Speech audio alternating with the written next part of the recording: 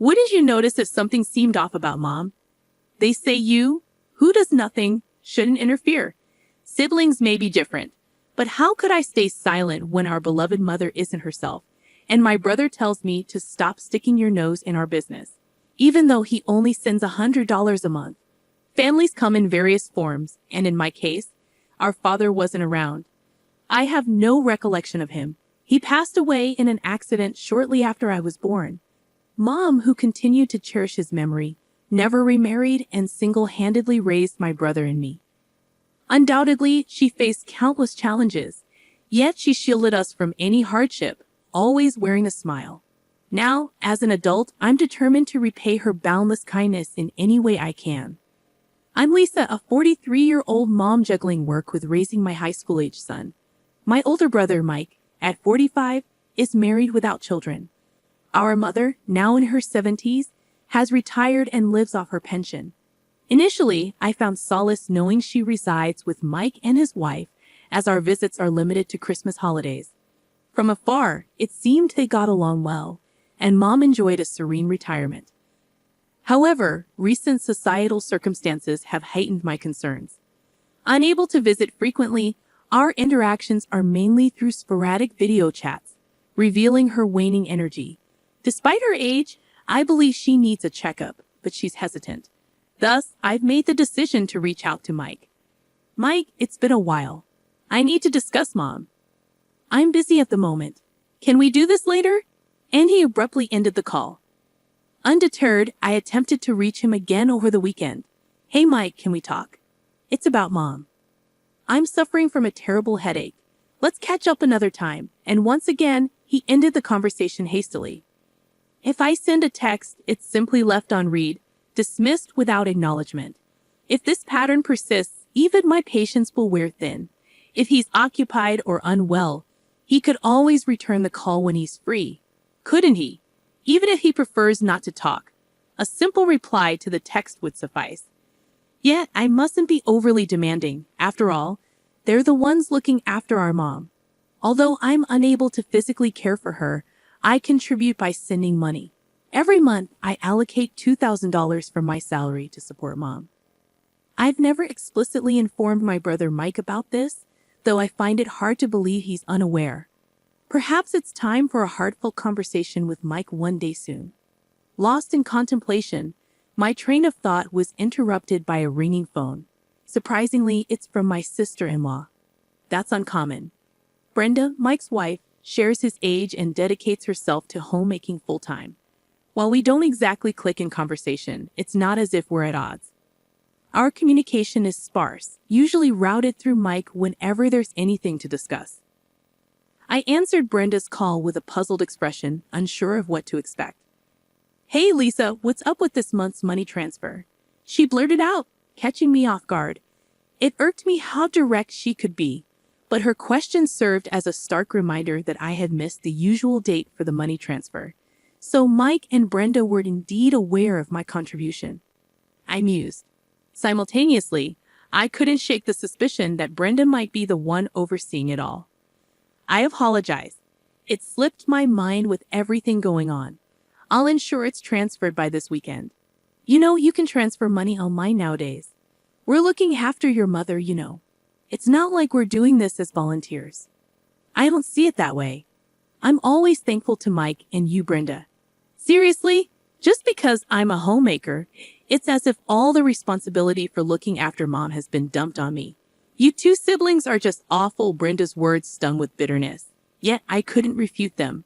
It appeared that Mike was genuinely occupied, but from Brenda's perspective, it seemed like endless grievances as she grappled with managing everything at home while I, miles away, appeared to neglect my duties towards our mother.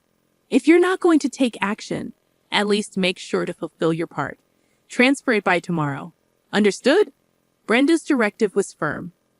Yes, I understand, I replied, feeling the call end abruptly. She had a point. Unable to contribute in any other way, ensuring my payments were punctual seemed like the least I could do. The following day, I informed my workplace that I would be tardy and hurried to the bank to arrange the transfer. A few days later, my mother's name flashed on my phone screen. I answered, curious if she was calling to confirm the deposit.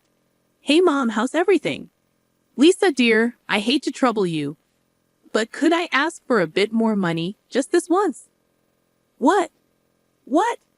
My mother's request left me speechless. After ending the call, I sprang into action. With my husband's approval, I requested paid leave from work. Once everything was arranged, I boarded a plane bound for my childhood home in a distant land. Mom, what's happened? I was speechless as I encountered my mother, who had come to welcome me upon my arrival home. Though difficult to discern over video calls, seeing her in person after several years, it was evident she had shed a considerable amount of weight. I know she's getting older, but her weight loss is concerning, I muttered to myself. Aren't you hungry? I inquired. I do feel hungry, but there's nothing to eat, she confessed. What? But why? Is money tight? I asked, puzzled. We're strapped for cash, so there isn't much food, she admitted. No money? Wait, Mom, have you been preparing meals? My concern deepened. No, Lisa's the one cooking. But with just a cup of noodles every night, I've naturally lost weight, my mother explained. And Lisa? Is she eating the same way? I inquired. She claims she mostly eats out and only eats at home when Mike is around, my mother replied. This doesn't make sense. She has the means to eat out, yet she allows you to have such meager meals, I remarked, feeling frustrated. Mom, if cooking is difficult, why not consider takeout? It could even be a chance for you to get out and get some fresh air, I suggested. I wish I could, but we simply can't afford it, my mother confessed sadly. You don't? What about the $2,000 I send each month? I questioned, taken aback. Well, Lisa uses it all for the monthly expenses, my mother revealed. What? What kind of expenses? I pressed. It wouldn't be fair to place all the blame on my mother. Her judgment might not be as sharp as it once was. The issue lies with my brother and his wife, she explained. What in the world are they doing? Frustrated, I decided to confront my brother and his wife when they returned home. Why are you here? Were the first words out of my sister-in-law's mouth as she walked in. It's been a while, Brenda. I hope you've been doing well, I greeted her. What's with the sudden visit? You know it's rude to just drop by, right? Brenda retorted sharply. I didn't mean to impose, but I'm here now. Where's Mike? I inquired. Just leave. You're in the way. Get out before Mike gets back, Brenda insisted impatiently. I suppose it's understandable if they're annoyed with me, but why are they so eager for me to leave? I pondered silently. Just then, my brother Mike, looking exhausted from overtime work, entered the room. Why are you here? Mike's greeting echoed Brenda's sentiment.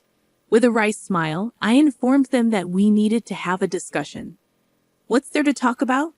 Mike questioned. It's about Mom, I replied. Mike, how much do you know about Mom? I inquired further. What's going on with Mom? Mike's concern was evident. Well, Mom has been surviving on just a cup of noodles every night, I disclosed. Did you know she wasn't eating anything else? I pressed. What do you mean? Mom's only having noodles? Mike seemed startled. Brenda, you're being rather loud, I interjected gently. Why does she have to sneeze every time I try to talk? And what's with those sneezes anyway? Who does she think she is? I grumbled, shooting Brenda a disapproving look, but she remained unruffled, avoiding my gaze. I'm saying Mom has lost too much weight. Have you even bothered to check in on her? I demanded. Do you think I have any time between all this overtime work I've been putting in? Brenda has been the one taking care of Mom instead of me during this tough economic climate. You do nothing, so stay out of it, Mike retorted defensively. But I can't stay silent with things as they are. Sure, I might not be able to be there for her physically, but I am sending money, aren't I? I countered. What happened to that money? Mike's question hung heavily in the air. You call that money? Don't act so superior over a mere $100, Mike retorted sharply. His words hung heavily in the air, sending a jolt of surprise through me. What? I exclaimed softly. If it were true that I was only sending $100, Mike's accusation would be justified. But that wasn't the case. What do you mean? I've been sending $2,000 every month, I countered. What? Mike's response was equally startled, punctuated by a loud noise. Brenda, suddenly standing up from her chair, interjected. Well, it's getting late. How will we call it a night? You must be exhausted, Lisa. Your presence is upsetting the family's harmony. It's best if you go home. Go home, Brenda insisted, her tone firm. But Mike intervened.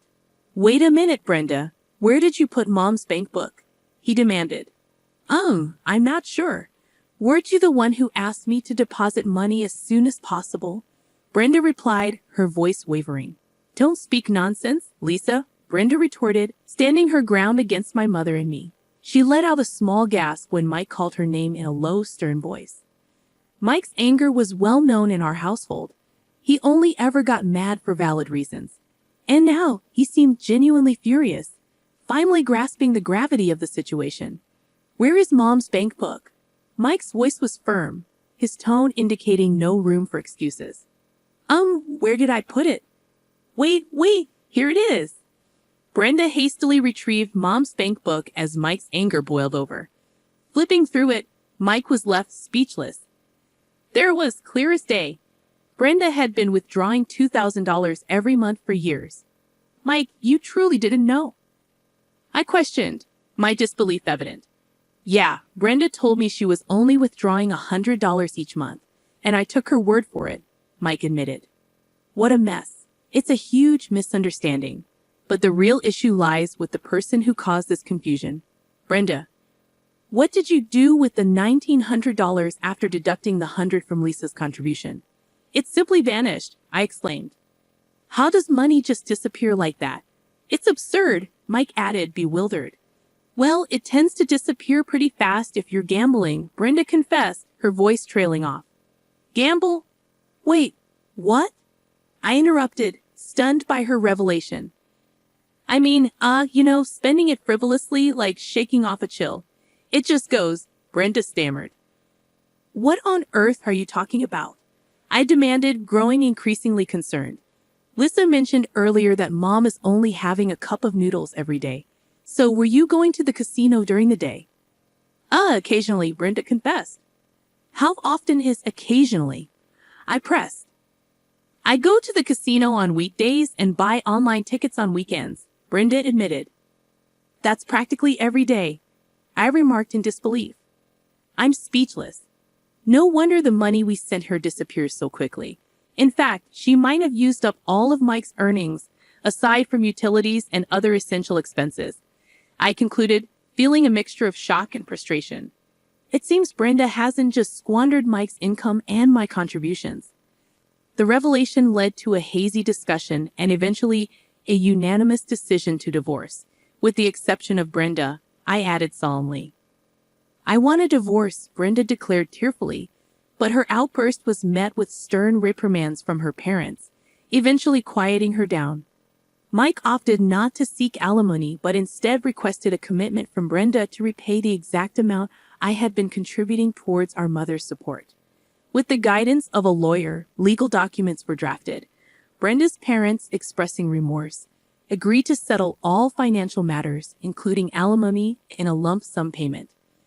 Following this, Brenda returned home under the strict supervision of her parents. She now works tirelessly from dawn till dusk to repay the owed money, with her parents having provided the upfront payment. Mike mentioned that her parents are in regular contact with him, stating that they are instilling discipline in Brenda every day. Mike and Mom have embarked on a new chapter, building a life together. As for my husband and me, we relocated when our son began college, settling halfway between my parents' home and my husband's in Ohio. Fortunately, both of us were able to transfer to branches of our companies situated in this new location. I've even scaled back my workload to offer support to Mike and Mom. Despite Mike's culinary shortcomings, he's been taking time off work to ensure Mom has a hearty lunch. Seeing Mom's face regain its plump and gentle expression brings a sense of relief. With these thoughts in mind, I visit my mother today. Mom, may you live a long and healthy life. I express, hoping for her well-being.